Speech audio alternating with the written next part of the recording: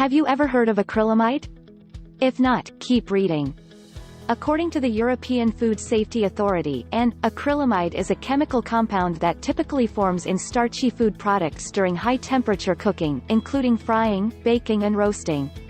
This compound shows up in high amounts in popular plant-based foods such as coffee, coffee alternatives, French fries, potato chips even if they are organic, and crispy bread products. But unfortunately it doesn't end there. Dr. John Douillard says, sadly, researchers believe that 40% of the calories that make up the American diet contain acrylamide. Should we be concerned? Yes. Acrylamide is linked to an increased cancer risk in both men and women.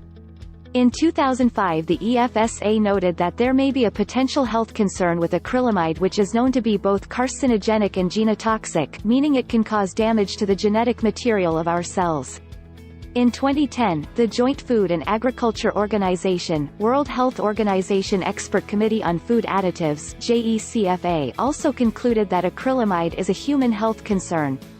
High-temperature cooking, such as frying, roasting, or baking, is most likely to cause acrylamide formation. Acrylamide is found mainly in foods made from plants, such as potato products, grain products, or coffee. Acrylamide does not form, or forms at lower levels, in dairy, meat, and fish products. Generally, acrylamide is more likely to accumulate when cooking is done for longer periods or at higher temperatures. Those well-done steaks don't seem so tasty now, do they? Also read, Why well-done meat is horrible for you. We have long been exposed to this carcinogenic compound in our diet, but now that we know of its presence and the main sources of it, we can mindfully reduce our exposure and take some of the burden off of our bodies.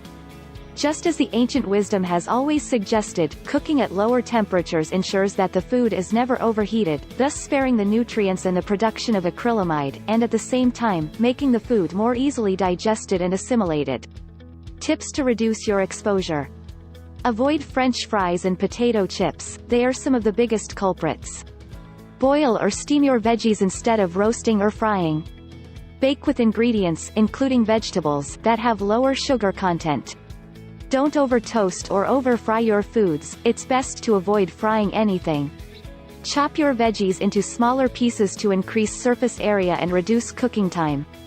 Opt for tea over coffee, because of the lower temperature processing, it contains very little acrylamide. If you haven't already, stop smoking. Cigarette smoke is loaded with this toxic substance.